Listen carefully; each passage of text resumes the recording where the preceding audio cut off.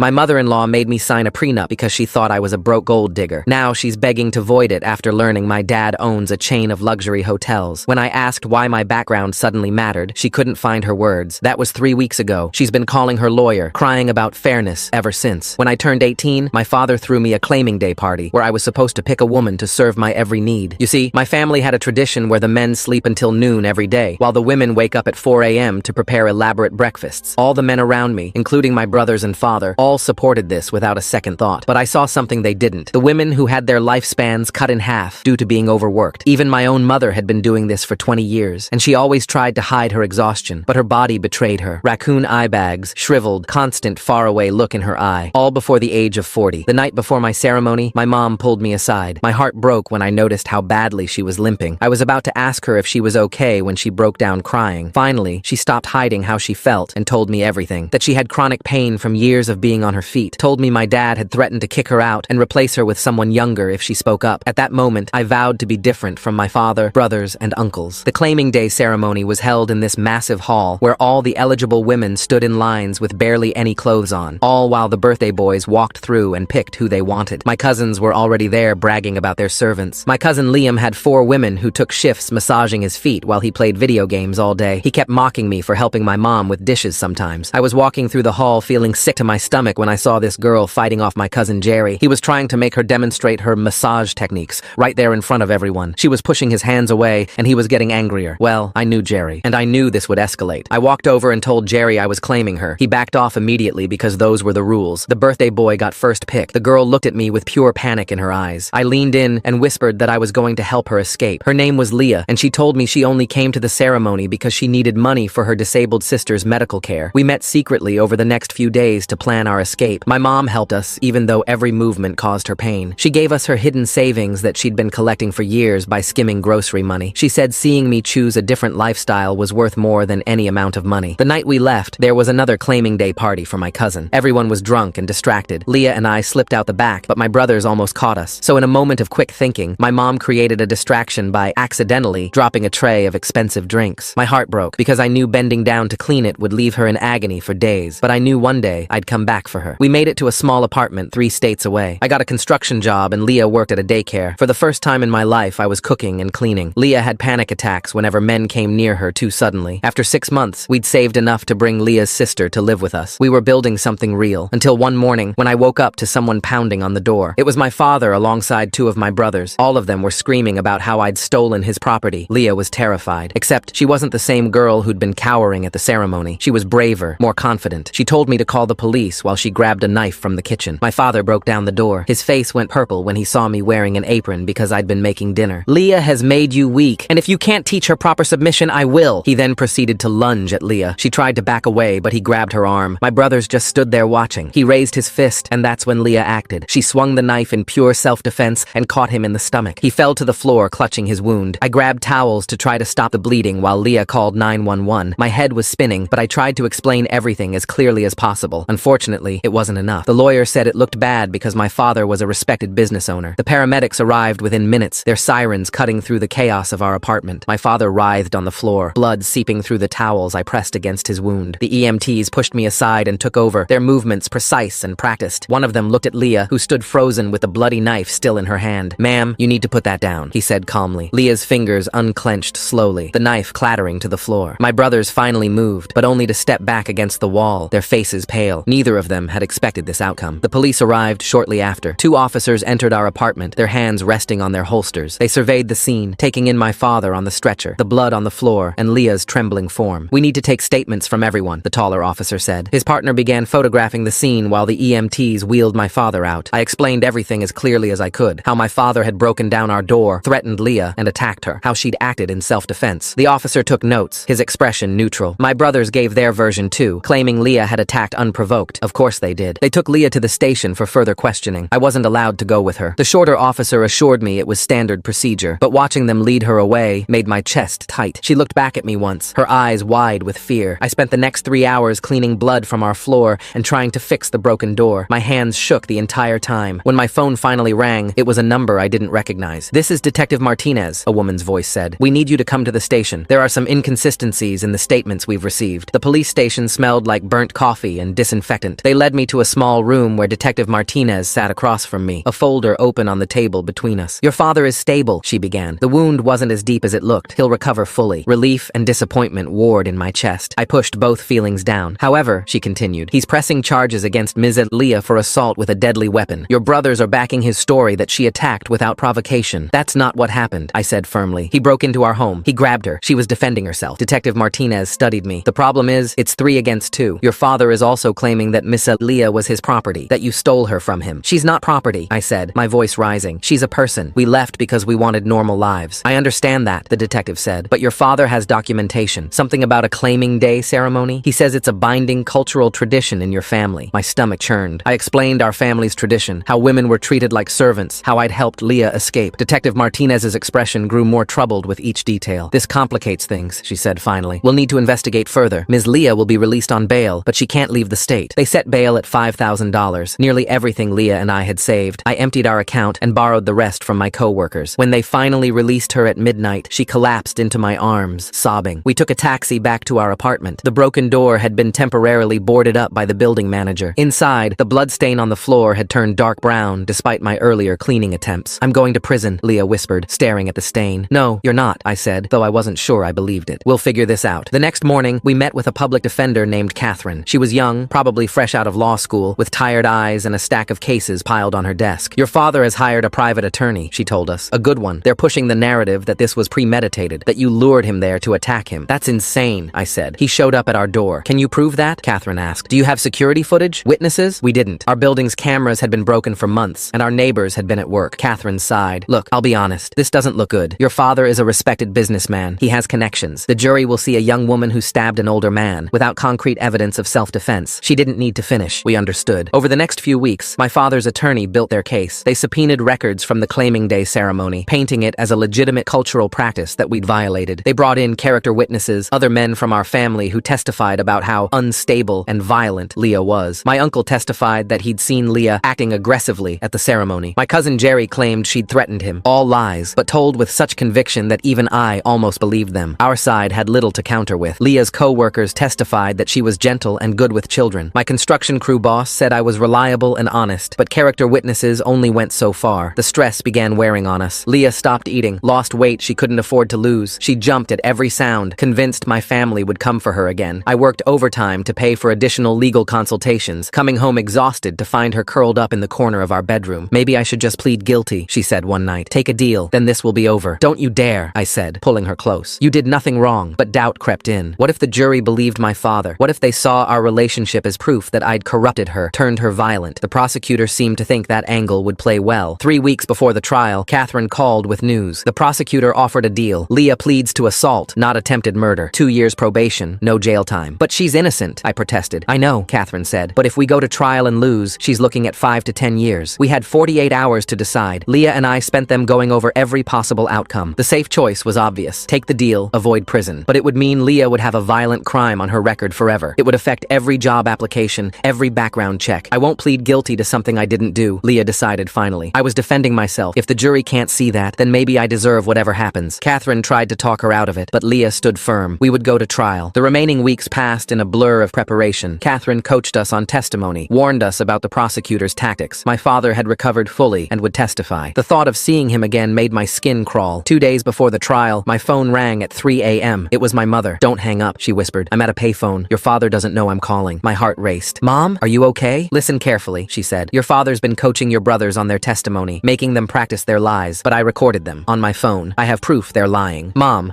I'm done," she interrupted. 20 years of this, watching him destroy you, destroy that poor girl. I'm done being silent. He'll hurt you if he finds out," I said. "I'm leaving him," she said. "After the trial, I've been saving money just like I taught you. But first, I'm going to tell the truth." She gave me the location of a diner where we could meet, said she'd bring the recordings. When I told Leah, she cried for the first time in weeks, not from sadness, but from hope. We met my mother the next morning. She looked older than her years, moving stiffly from chronic pain, but her eyes held a determination I'd never seen before. "I have 3 recordings," she said, sliding her phone across the table. "Your father telling your brothers exactly what to say, threatening to cut them off if they don't comply, and best of all, him admitting he went to your apartment to drag that girl back where she belongs." Catherine nearly cried when she heard them. "This changes everything," she said. "But your mother will need to testify. Are you prepared for that?" My mother nodded. "I should have done this years ago." The trial started on a Tuesday. The courtroom was smaller than I'd expected, filled with dark wood and uncomfortable benches. My father sat at the prosecutor's table, his expensive suit unable to hide the anger radiating from him. He stared at Leah like she was something he'd stepped in. The prosecutor painted Leah as a violent woman who'd manipulated me into helping her attack my father. She'd planned it all, he claimed, seduced me at the ceremony, convinced me to abandon my family, then lured my father to our apartment to exact revenge. The defendant wants you to believe she's a victim, he told the jury, but the evidence will show she's the true aggressor here. When Catherine gave her opening statement, she focused on the truth. A young woman trying to escape a life of servitude, a father who viewed her as property, a moment of desperate self-defense against an attacker. Ms. Leah didn't ask for any of this, she said. She just wanted to live a normal life, and when that was threatened, she protected herself, as any of us would. The first day of testimony was brutal. My father took the stand, playing the wounded patriarch perfectly. He spoke of tradition, of honor, of how I'd betrayed our family by stealing what was rightfully his. He claimed Leah had always been violent, that she'd attacked other men at the ceremony. I went to their apartment to talk, he lied smoothly, to bring my son home, but that woman attacked me the moment I walked in. If my sons hadn't been there as witnesses, he dabbed at his eyes, the picture of a grieving father. Several jurors looked sympathetic. My brothers testified next, their stories matching perfectly, too perfectly. They described Leah as unhinged and aggressive, claiming she'd threatened them before attacking our father. Catherine cross-examined them skillfully, but they stuck to their script, until she asked Jerry a simple question. You said Ms. Leah threatened you at the apartment. What exactly did she say? Jerry hesitated. This wasn't in the script. She said she'd cull us all if we didn't leave. Interesting, Catherine said, because your brother just testified she didn't say anything before attacking. So which is it? The first crack in their story. Jerry stumbled, tried to backtrack, but the damage was done. One juror frowned, making a note. When Leah testified, she told the truth simply and clearly. How she'd only attended the ceremony for money to help her sister. How I'd helped her escape. How we'd built a life together. And how my father had broken down our door, grabbed her, raised his fist. I was terrified, she said. I thought he was going to cull me. I just wanted him to let go. The prosecutor tried to trip her up, but Leah held firm. She hadn't wanted to hurt anyone. She'd acted on instinct, protecting herself from an attacker. I testified next, corroborating everything. The prosecutor tried to paint me as a lovesick fool, manipulated by a calculating woman, but I stayed calm, stuck to the facts. Then came the moment we'd been waiting for. Catherine called my mother to the stand. My father's face went white when he saw her walk in. He half rose from his chair before his attorney pulled him down. My mother moved slowly, her pain evident, but her head was high. Mrs. Name, Catherine began. You've been married to the defendant's father for 20 years? Yes, my mother said clearly. And in those 20 years, have you observed his behavior toward women in your family? The prosecutor objected, but the judge allowed it. My mother began to speak. She told the court about our family's tradition, about the women who served like slaves while men lived like kings, about her own pain, her own suffering, about my father's threats to replace her if she complained. He views women as property, she said, looking directly at him. Not people. Property to be owned and controlled. Then Catherine played the recordings. My father's voice filled the courtroom, coaching my brothers on their lies, threatening them. And finally, the damning admission. I'm going to drag that girl back where she belongs, and if my son tries to stop me, I'll deal with him too. The courtroom was silent. Several jurors looked disgusted. My father's attorney objected frantically, but the judge allowed the evidence. When the prosecutor cross-examined my mother, he tried to discredit her, suggested she was bitter, vengeful, trying to destroy her husband out of spite. I'm trying to save my son, she said simply, and that young woman, because someone should have saved me 20 years ago. Closing arguments came the next day. The prosecutor stuck to his narrative, but it felt hollow now. Catherine reminded the jury of the evidence, the recordings, the inconsistencies in my family's testimony. Ms. Leah faced a terrible choice, she said. Submit to a life of servitude or defend herself. She chose to defend herself. That's not a crime. That's survival. The jury deliberated for 6 hours. 6 hours of pacing the courthouse hallway, of Leah gripping my hand so tight it went numb, of my mother sitting quietly beside us, finally free of her secret. When they called us back, I could barely breathe. The foreman stood, verdict in hand. On the charge of assault with a deadly weapon, we find the defendant not guilty. Leah collapsed against me, sobbing. My mother smiled for the first time in years. Across the courtroom, my father's face twisted with rage. His attorney whispered urgently in his ear, probably already planning an appeal, but it was over. We'd won. Outside the courthouse, reporters waited. Catherine guided us past them to a quiet spot where we could catch our breath. Thank you, Leah whispered to my mother. You saved me. You saved yourself, my mother replied. I just told the truth. We drove back to our apartment in silence, exhausted but relieved. The broken door had been properly repaired while we were gone, a small sign that we could fix what had been damaged. That night, as Leah slept peacefully for the first time in months, I called my mother. What will you do now? I asked. I'm leaving tomorrow, she said. I've already packed what I need. Your aunt in Oregon said I can stay with her. Will you be safe? Safer than I've been in 20 years, she said. What about you two? I looked at Leah, curled up beside me. We're going to keep building our life. Maybe move somewhere new. Start fresh. Good, my mother said. Live the life I couldn't. Both of you. The next morning, we helped my mother leave. She took only what she could carry, leaving behind 20 years of servitude. As we hugged goodbye, she pressed something into my hand. A photo of us from when I was young, before the tradition had worn her down. Remember me like this, she said. And remember remember that you chose to be different. My father tried to contact us several times over the following weeks, threatening messages, promises to ruin our lives. We documented everything and filed for restraining orders. The law that had almost failed us now protected us. Leah's sister moved in with us as planned. She was shy at first, traumatized by her own experiences, but slowly she began to trust that our home was safe, that no one would hurt her here. We found new jobs in a new city, far from my family's influence. Leah went back to school, studying to become a social worker. She wanted to help other women escape situations like ours. I supported her completely, working construction during the day and taking care of the house at night. It was hard work, but honest work. 6 months later, we got word that my father's business had crumbled. Without my mother to manage the household, and with his reputation damaged by the trial, things fell apart quickly. My brothers, who'd never learned to take care of themselves, struggled to adapt. Part of me felt sorry for them. They'd been raised in the same toxic tradition, taught that they were entitled to be served, but they'd made their choices, just as I'd made mine. On the anniversary of our escape, Leah and I returned to the city where it all began. Not to our old apartment, but to the courthouse where she'd won her freedom. We stood outside, remembering how terrified we'd been. "Do you regret any of it?" I asked. Leah squeezed my hand. "Only that I had to hurt someone to be free. But no, I don't regret defending myself, or choosing to build a life with you." We drove past my family's compound on the way out of town. The massive hall where claiming day ceremonies were held looked smaller than I remembered. Several windows were boarded up. The parking lot was empty. "Do you think the tradition will die out?" Leah asked. "Maybe," I said. "Change is slow, but my mother proved that even after 20 years, people can choose differently." We returned home to find my mother's latest letter waiting. She'd settled in Oregon, found a part-time job despite her chronic pain. She was seeing a doctor, getting proper treatment for the first time. She'd even made friends with other women who'd left controlling situations. "I'm proud of you both," she wrote. "You showed me it was possible to leave, to choose a different life. Now I wake up when I want to. I eat breakfast sitting down. Small freedoms, but they mean everything." Leah and I built our life on those small freedoms. The freedom to make our own choices, to treat each other as equals, to wake up each morning knowing we were safe. It wasn't the life my father had planned for me. It was better. It was ours. Looking back, that moment when Leah defended herself changed everything. Not just for us, but for my mother too. Sometimes breaking free requires desperate actions. Sometimes defending yourself is the only option. But we survived. We healed. And we built something real from the broken pieces of our old lives. That's more than tradition ever gave us. That's freedom. The peace lasted exactly 3 weeks. I was framing walls at a construction site when my foreman pulled me aside. His expression made my stomach drop. "Your cousin's here," he said quietly. "Says it's a family emergency." Through the site office window, I saw Jerry leaning against a truck, wearing that same smirk from the ceremony. My hands clenched involuntarily. "Tell him I'm busy," I said. "Already did. He says your mom's in the hospital." The words hit like a physical blow. I grabbed my phone, but there were no missed calls from her. Still, the seed of worry had been planted. What if something had happened? What if my father had found out about her testimony? Jerry was examining his fingernails when I approached. "Took you long enough," he said casually. "What happened to my mother?" "Oh, she's fine. Well, mostly fine." He pushed off the truck, circling me slowly. "Had a little fall down some stairs, broke her wrist. Could have been worse." The threat hung between us, unspoken but clear. My jaw tightened. "If you touched her, me? I was 3 states away. Ask anyone." Jerry's smile widened. "But you know how clumsy women get when they're upset, especially when they hear their son might lose his job. What are you talking about?" He pulled out his phone, showing me a photo. It was me at the construction site, but edited to show me pocketing tools. Another showed me appearing to tamper with equipment. The quality was good. Too good. "Amazing what technology can do these days," Jerry said. "Your foreman gets these, along with a few concerned citizen reports about theft. And well, this is blackmail. This is family looking out for family." He pocketed the phone. "Dad wants to meet. Neutral ground. Just to talk. We have restraining orders, which expire in 2 weeks. He's willing to let them lapse. No renewal hearings. No legal battles. All you have to do is hear him out." Every instinct screamed danger. But if they could fake evidence this easily, what else could they do? And my mother, I needed to check on her. "One meeting," I said finally. "Public place. Leah stays out of it." Jerry's grin turned predatory. "See? Wasn't so hard to be reasonable." The meeting was set for that weekend at a diner downtown. I spent the days between preparing, researching recording laws, planning escape routes. Leah begged to come with me, but I couldn't risk it. Her sister needed her, and I wouldn't put her in danger again. My father sat in a corner booth, stirring coffee he didn't drink. He'd lost weight since the trial, his expensive suit hanging loose, but his eyes held the same cold calculation. "Son," he said, as I slid into the opposite seat. "Don't call me that." He sighed theatrically. "Such hostility. After everything I've done for you." "Everything you've done? You mean treating Mom like a slave? Attacking Leah? Trying to destroy our lives?" "I tried to save you." His voice hardened. "From throwing away your birthright for some girl who manipulated you." "No one manipulated me. I made my own choices." "Did you?" He leaned forward. "Or did she fill your head with ideas? Make you think you wanted something different? You were happy before her. I was ignorant before her. There's a difference." His fist slammed the table, making the silverware jump. A few patrons looked over nervously. He forced a smile, waving them off. "You cost me everything," he hissed. "My business, my reputation. Your brothers barely speak to me. Your mother." He trailed off, jaw working. "Mom made her own choice, just like I did. Choices have consequences." He pulled out a folder, sliding it across. "Take a look." Inside were photos. Leah walking walking to work, her sister at physical therapy, my mother entering her new apartment in Oregon. My blood ran cold. We know where everyone is, he said calmly. Where they work, where they shop, their routines. If you touch any of them, touch them, why would I do that? He spread his hands innocently. I'm just showing you how vulnerable they are. How many accidents could happen? Your mother already had one fall. You son of a— Careful. His voice dropped dangerously. Public place, remember? Wouldn't want to cause a scene. I forced myself to breathe slowly. What do you want? Simple. Come home. Resume your place in the family. Bring the girl if you must, but she serves properly. Your mother returns too. We forget this unfortunate rebellion ever happened. Never. Then accidents will happen. He stood, straightening his suit. You have 1 week to decide. Choose wisely. He left me sitting there. The photos spread across the table like evidence of my failure to protect the people I loved. I drove straight to Leah, my hands shaking on the wheel. She took one look at my face and pulled me inside. What happened? What did he want? I showed her the photos, watched the color drain from her face as she recognized the threat. Her sister emerged from her room, took in our expressions, and retreated quickly. We need to leave, Leah said. Tonight. Pack what we can, get your mom, disappear. He'll find us. He has money, connections. We'd be running forever. Better than the alternative. But even as we discussed it, I knew running wouldn't work. My father had resources we didn't. And more importantly, he had patience. He'd wait years if necessary, let us think we were safe, then strike. There has to be another way, I said. That night, we barely slept. Every car passing made us tense. Every unexpected sound had us checking locks. Leah's sister picked up on our fear, spending the night curled in the living room with a baseball bat. The next morning, I called my mother. She answered on the first ring, her voice strained. I'm okay, she said before I could ask. The fall, it wasn't an accident, but I'm okay. I'm so sorry, Mom. This is my fault. Number, her voice grew firm. This is your father's fault. Don't let him twist this around. He wants us all to come back. If we don't, then we fight back. The determination in her voice surprised me. I've spent 20 years being afraid. I'm done with that. How do we fight someone like him? The same way we did before, with truth. But truth hadn't protected her from being pushed downstairs. Truth wouldn't stop accidents from happening. We needed more. The idea came from Leah's sister, of all people. She'd been quiet since arriving, trauma making her withdraw. But that evening, she spoke up during dinner. The other women, she said softly, from the ceremonies, they're still trapped. Leah and I exchanged glances. What about them? If they knew it was possible to leave, if they saw what you did. She trailed off, but the implication was clear. It was dangerous, possibly Sewer's Lytle, but it was also brilliant. We spent the next 2 days planning. I reached out to construction workers who'd mentioned having sisters or daughters. Leah connected with women from support groups. Slowly, carefully, we built a network. The breakthrough came from an unexpected source. My foreman's daughter had been claimed 5 years ago. He'd never spoken about it, but the pain was evident once I knew to look. She calls sometimes, he admitted over beers after work, crying, begging me to help. But what can I do? It's tradition. Tradition can change, I said. I told him our story, about the escape, the trial, the threats. His face went through a journey of emotions, disbelief, anger, hope. You really got out? Both of you? We did, and others can too. He was quiet for a long moment. Then, what do you need? Word spread quietly, carefully. A whisper network of families who'd lost daughters, sisters who'd watched siblings disappear into servitude. Not everyone was receptive. Some were too deep in tradition, too afraid of change, but enough listened, enough hoped. Jerry showed up at our apartment 3 days before the deadline. Leah's sister hid in her room while we faced him at the door. Checking in, he said cheerfully. Wanted to see if you'd made the smart choice. Still thinking, I lied. He pushed past us, strolling through our small space like he owned it. Nice place, cozy. Be a shame if something happened to it. Is that a threat? Just an observation. He picked up a photo of Leah and me, examining it. Fires happen in old buildings. Faulty wiring, you know. Leah's hands clenched, but she stayed silent. We'd agreed beforehand. Don't give him any ammunition. We get it, I said. You can hurt us. Message received. Can and will, if necessary. He set the photo down carefully, but it doesn't have to be that way. Come home, both of you. Take your places, and everyone stays safe. We need more time. 2 days left. He headed for the door, pausing. Oh, and that network you're building? We know about it. Might want to reconsider before more people get hurt. After he left, Leah sank onto the couch. They know something, not everything. It's too dangerous. We should stop. If we stop now, nothing changes. More women stay trapped. More families get destroyed. She was quiet then. You're right. We finish this. The next day, everything accelerated. My foreman's daughter called him, hysterical. Her owner had suddenly become more violent, suspicious. 2 other women reported similar escalations. The men were paranoid, sensing threat to their control. We moved up our timeline. The plan was simple in concept, dangerous in execution. We'd coordinate multiple escapes during the next claiming day ceremony. In the chaos, some might make it out. Those who did would have safe houses, job opportunities, legal support, everything we'd wished we'd had. But first, we had to survive the deadline. The night before, I couldn't sleep. Leah lay beside me, equally restless. Her sister had insisted on keeping watch, still clutching that baseball bat. Whatever happens tomorrow, Leah whispered, I want you to know. Don't. I pulled her close. We're going to get through this, all of us. Promise? I couldn't promise, but I held her tighter and pretended certainty I didn't feel. The deadline came with a text from Jerry. Time's up. Decision? I responded, meet at the diner, same booth, 1 hour. Bring the girl. Number, then no deal. I showed Leah the messages. She was already dressed, having anticipated this. We go together, she said firmly. No more protecting me. We're partners. Her sister emerged from her room. I'm coming too. Absolutely not, Leah said. You saved me. Now I help save others. Her quiet voice held steel. I know what it's like. like. They need to see someone who survived. We couldn't talk her out of it. In the end, all three of us went to that diner, knowing it was probably a trap, but having no choice. The diner was emptier than before. Too empty. Jerry waited in the same corner booth, but he wasn't alone. Two of my other cousins flanked him, their presence a clear threat. Family reunion, Jerry said brightly. How nice. We slid into the opposite booth, Leah's sister between us. She was trembling, but kept her chin high. Your answer? Jerry asked. We're not coming back, I said clearly. None of us. His smile faltered. That's unfortunate, but we have a counteroffer. You're not in a position to negotiate. Actually, we are. I pulled out my phone, showing him a message thread. 43 women ready to leave. Support network in place. Safe houses prepared. It happens tomorrow, during the ceremony. Jerry's face went through several colors. You're bluffing. Call my bluff. See what happens. One of my cousins started to stand, but Jerry grabbed his arm. Wait, here's the deal, I continued. You leave us alone, all of us, and we'll keep it small. A few women who want out. Nothing that threatens the whole tradition. But if anything happens to us, or our families, everyone goes, Leah finished. Every woman who wants freedom. And we have video testimonies from dozens of them, ready to release if needed. It was partly bluff. We had maybe 20 women ready, not 43. The testimonies existed, but weren't as comprehensive as implied. But Jerry didn't know that. You're destroying our culture, he snarled. We're offering choice, Leah's sister spoke up, surprising everyone. Something you never gave us. Jerry studied us for a long moment. I could see him calculating, weighing options. Finally, he leaned back. I'll need to discuss this with the family. You have until tonight. After that, we proceed as planned. We left together, heads high, despite the fear coursing through us. In the parking lot, Leah's sister suddenly laughed, a broken, relieved sound. Did we really just do that? We did, Leah said, hugging her. You were amazing. But I was watching the diner windows, seeing Jerry on his phone, gesturing angrily. This wasn't over, not by a long shot. That evening, we gathered with our network. The safe house, an old warehouse converted into temporary shelter, buzzed with nervous energy. Women who'd committed to leaving made final preparations. Those helping them reviewed escape routes, legal procedures, job placements. My foreman was there, phone clutched in his hand. She's ready, he said, tears in his eyes. My daughter, she's getting out. Others shared similar hope. A brother getting his sister back. A mother seeing her daughter free. It was beautiful and terrifying in equal measure. Catherine, our lawyer from the trial, had volunteered to help. She moved between groups, explaining legal rights, restraining order procedures, what to expect. This is incredible, she told me during a quiet moment, and incredibly dangerous. You know that, right? We know. If even half these women get out safely, it'll change everything. That was the hope. But first, we had to survive the night. The call came at midnight. Not Jerry, my father himself. You've caused quite a stir, he said without preamble. Good. Do you have any idea what you're playing with? The forces you're unleashing? I'm giving people choice. That's all. Choice. He spat the word. You're destroying centuries of tradition. Stable families. Order. Built on slavery. Built on understanding roles. Men lead, women serve. It's natural order. It's abuse, and it ends. Silence stretched between us. When he spoke again, his voice was different. Older. Tired. Your mother called me yesterday. That surprised me. What did she want? To gloat, I thought. But no, she wanted to warn me. Said I was going to lose everything if I didn't change. Said you were offering me a chance to adapt. Are you taking it? Another long pause. The ceremony proceeds tomorrow as planned. What happens during it, that's on you. But know this. Every woman who leaves tears the fabric of our community. Every family divided weakens us all. Then build something better. Something based on partnership, not ownership. He laughed bitterly. You sound like her. Like your mother when she was young, before she learned her place. She never learned her place. She survived it. There's a difference. Perhaps. He sounded ancient now. I suppose we'll see tomorrow which way the wind blows. The line went dead. I stared at the phone, unsure what had just happened. Was that acceptance? Threat? Both? Leah found me sitting outside, processing the conversation. He's not going to stop us, I told her. But he's not helping either. That's more than we hoped for. Is it enough? She took my hand. It has to be. Dawn came too quickly. The claiming day ceremony would begin at noon. Our people were in position. Women ready to run. Drivers waiting. Safe house prepared. Everything we could control was ready. But as I watched the sun rise, I knew the hardest part was still ahead. In a few hours, we'd either free dozens of women or lose everything trying. Leah's sister joined us on the steps, her baseball bat replaced with a backpack full of supplies for newcomers. Whatever happens, she said quietly, thank you for showing me it was possible. Thank yourself, Leah told her, for being brave enough to believe it. As we headed inside to final preparations, my phone buzzed. A message from my mother, watching from afar. So proud. Stay safe. Change the world. We were about to try. The ceremony hall looked exactly as I remembered, except now I saw it differently. The massive space where women stood in lines, the elevated platform where men selected their servants, the side exits that had always been locked. Today, those exits would be our salvation. I parked across the street at 11:30, watching families arrive, men in their finest suits, strutting like peacocks, young women being led inside, some resigned, others terrified. My stomach churned, watching history repeat itself. Leah squeezed my shoulder from the back seat. Her sister sat beside her, both dressed inconspicuously. We'd split up to avoid suspicion. They'd enter through the main doors while I used the service entrance my mother had told me about. My phone vibrated. A text from Catherine. Legal team on standby. Safe house ready. Good luck. Another from my foreman. My daughter knows the signal. Thank you. I watched Leah and her sister cross the street, blending with other arrivals. My chest tightened seeing them walk back into that place, but we'd planned every detail. They knew their roles. The service entrance was unlocked, just as my mother had promised. Kitchen staff barely glanced at me as I moved through, my old family resemblance buying me passage. I made my way to the maintenance closet where we'd hidden supplies, car keys, cash, simple disguises. The ceremony began with the usual pomposity. My uncle's voice boomed through speakers, welcoming everyone to this sacred tradition. I positioned myself near the first emergency exit, heart hammering. Through the doorway, I glimpsed the main hall. Dozens of women stood in formation while men circled like predators. I spotted Leah near the back, her sister beside her. They were talking quietly with other women, spreading the word one last time. The first selection began. My cousin Marcus stepped forward, pointing at a girl who couldn't have been more than 19. She walked forward mechanically, trained to obey. But I caught the slight nod she gave to the woman beside her. She was one of ours. More selections followed. Each time I watched for our signals. A touch to the ear meant ready. A hand on the hip meant not yet. The network communicated silently, waiting. Jerry appeared on the platform, scanning the crowd. His eyes found Leah and narrowed. He started toward her, and my blood ran cold. This wasn't part of the plan. But Leah's sister stepped forward, blocking his path. She said something I couldn't hear. Jerry's face reddened. He grabbed her arm roughly, and that's when everything accelerated. A woman near the front, the foreman's daughter, suddenly screamed, not in fear, but in defiance. "I won't go with you," she shouted at the man who'd selected her. "I won't be your slave." The hall erupted in confusion. Security moved toward her, but 3 other women joined her protest, then 5 more, then 10. I threw open the emergency exit. "This way," I shouted to any woman who wanted to leave. The first few hesitated, trained to fear disobedience, but when they saw others running, the dam broke. Women streamed toward the exits, some still in ceremony dress, others grabbing street clothes we'd stashed. Jerry still had Leah's sister's arm. She twisted free and ran toward me. He pursued, but Leah stepped into his path, sending him sprawling. The look of shock on his face as a woman dared to push him was almost worth everything. "Go, go, go!" I ushered women through the exit where drivers waited. My foreman was there, tears streaming as his daughter flew into his arms. Other reunions happened quickly. We couldn't afford to linger. Security finally mobilized, but the chaos worked in our favor. Some women who weren't part of our network saw the opportunity and ran too. Men shouted orders that went unheeded. The careful order of centuries crumbled in minutes. My father appeared on the platform, his face purple with rage. He spotted me by the exit, and our eyes locked across the chaos. For a moment, I thought he might charge through the crowd. Instead, he turned to the security team, pointing and shouting, "Time to go." Leah grabbed my arm. Her sister was already in one of the waiting cars, but more women kept coming. Some I recognized from our network. Others were strangers taking their chance. We couldn't leave them. 5 more minutes, I said. "We don't have..." Leah's warning was cut off as security reached us. 2 large men, hired specifically for events like this. They moved to block the exit. The women behind me pressed forward, desperate to escape. The security guards reached for the nearest one, a girl who looked barely 18. Without thinking, I stepped between them. The first punch caught me in the ribs. Pain exploded through my side, but I stayed upright. The second guard moved toward the women, and I tackled him around the waist. We went down hard, rolling on the concrete. More men arrived, cousins, uncles, hired muscle. But something beautiful happened. The escaping women didn't just run. They fought back, using purses, shoes, their own bodies as weapons. The girl I'd protected helped pull the guard off me. Leah appeared with a fire extinguisher, spraying foam in the guards' faces. In the confusion, more women escaped. Cars peeled away, loaded with passengers. The network drivers executed their routes perfectly, scattering in different directions. Someone grabbed my collar, hauling me up. Jerry's fist connected with my jaw, sending me staggering. "You've ruined everything," he screamed. I tasted blood, but managed to stay standing. Around us, the exodus continued. Women who'd been property minutes ago were disappearing into freedom. Jerry swung again, but this time I was ready. I ducked and pushed past him, helping the last stragglers through the exit. "We need to leave now." Leah pulled me toward the final car. Her sister already had the engine running. As we ran, I glimpsed inside the hall one last time, half empty. Men standing in shock among abandoned ceremony clothes. My father on the platform, looking older than I'd ever seen him. The tradition hadn't died, but it was bleeding out. We dove into the car as security burst through the exit. Leah's sister floored it, tires squealing. Behind us, more cars scattered in pre-planned directions. Some would go to the safe house, others directly to new cities, new lives. My phone exploded with messages. Catherine confirming arrivals at the safe house, drivers reporting successful deliveries, women who'd made it out sending grateful texts. Not everyone had escaped. We'd known that was impossible, but the number who did exceeded our wildest hopes. 47, Leah breathed, reading her own messages. 47 got out. Her sister drove expertly, taking predetermined turns to lose any pursuit. In the back seat, Leah pressed a towel to my split lip while I checked in with drivers. Everyone was accounted for. The safe house was filling up. Catherine had lawyers ready for the inevitable legal challenges. We switched cars twice, following our escape protocol. By evening, we reached the safe house. The old warehouse hummed with activity. Women being given new clothes, documents, job leads, volunteer counselors offering support. It was chaos, but organized chaos. My foreman found me in the crowd, his daughter clinging to his arm. He pulled me into a crushing hug, unable to speak through his tears. His daughter whispered, "Thank you," over and over. Similar scenes played out out everywhere. Sisters reunited, mothers seeing daughters they'd thought lost forever, women meeting others who understood their trauma, forming instant bonds of survival. Catherine pulled me aside. We've had calls from reporters, words spreading fast. Your family's threatening legal action, but they're on shaky ground. Most of these women are legal adults who left voluntarily. What about the ones who aren't? We have emergency custody paperwork ready. Foster families on standby. We're prepared. My phone rang. Unknown number. Against my better judgment, I answered. You think you've won? My father's voice was ice. You saved a handful. There are thousands more. It's a start, I said. You've marked them. Every woman who ran today. We know their names, their faces. They'll never be safe. Neither will you, I countered. The world's watching now. Reporters are calling. Your tradition isn't secret anymore. Silence. Then, this isn't over. No, I agreed. It's just beginning. He hung up. I looked around the warehouse at women learning to be free, at Leah coordinating housing arrangements, at her sister teaching others the self-defense moves she'd learned, at my foreman introducing his daughter to a job training program. Jerry burst through the main door, flanked by several men. The room tensed, but he stopped when he saw the cameras Catherine had arranged. Local news had arrived, documenting everything. You can't keep them, he snarled. They belong with their families. They belong to themselves, I said clearly, aware of the recording cameras. And they've chosen to leave. He stepped forward, fists clenched. Several women moved behind me, but not in fear, in solidarity. The foreman stepped up beside me, then Catherine, then others who'd helped. A wall of people who'd chosen freedom over tradition. Jerry looked at the cameras, at the united front, at the women who no longer cowered. For the first time, I saw uncertainty in his eyes. He turned and left, his entourage following. The rest of the night blurred together. Women being transported to permanent housing, legal documents being filed, stories being shared with reporters who handled them sensitively. The network we'd built held strong, each person playing their part. By dawn, the warehouse was nearly empty. Most women had been placed in safe situations. Some chose to stay together, forming communal living arrangements. Others went with family members who'd been waiting years to help them escape. Leah found me sitting on the loading dock, watching the sunrise. She sat beside me, our shoulders touching. We did it, she said softly. We started it, I corrected. There's still so much work ahead. But look what's possible when people stand together. Her sister joined us, carrying 3 cups of coffee from the volunteers inside. We sat in companionable silence, exhausted but energized. My phone buzzed with messages from women who'd made it to their destinations safely, each one a small victory. Catherine emerged from the warehouse. I just got word. 3 more ceremonies in neighboring states were disrupted today. Women walking out. Your action inspired others. The ripple effect. We'd hoped for it, but hadn't dared expect it so soon. Your family's called an emergency meeting, she continued. They're discussing damage control, but several younger men have already broken ranks, saying the tradition needs to change. Change. Not elimination yet, but change. It was progress. As we prepared to leave, I thought about my mother, safe in Oregon, about the women starting new lives, about the men forced to confront their assumptions, about traditions cracking under the weight of their own cruelty. The battle wasn't over. There would be retaliation, legal challenges, attempts to drag women back, but something fundamental had shifted. The ceremony hall that had trapped generations of women had become the site of their liberation. Leah drove us home, her sister asleep in the back seat. My ribs ached from the fight. My lip throbbed, but I felt lighter than I had in years. What now? Leah asked as we pulled up to our apartment. Now we help them build new lives, find jobs, get counseling, whatever they need. And your family? They'll adapt or become irrelevant. Either way, their power is broken. We helped her sister inside, tucking her into bed. She'd been incredible today, facing her fears to help others. The trauma would take time to heal, but she'd taken the first steps. Leah and I collapsed on our couch, too exhausted to make it to the bedroom. She curled against me, careful of my bruised ribs. I'm proud of you, she murmured. Proud of us, I corrected. My phone lit up with another message. A woman who'd escaped today, sending a photo of her new apartment key. The first thing she'd ever owned herself. This was just the beginning. Tomorrow would bring new challenges. But tonight, 47 women would sleep free. And sometimes, that's how you change the world. One person, one choice, one key at a time.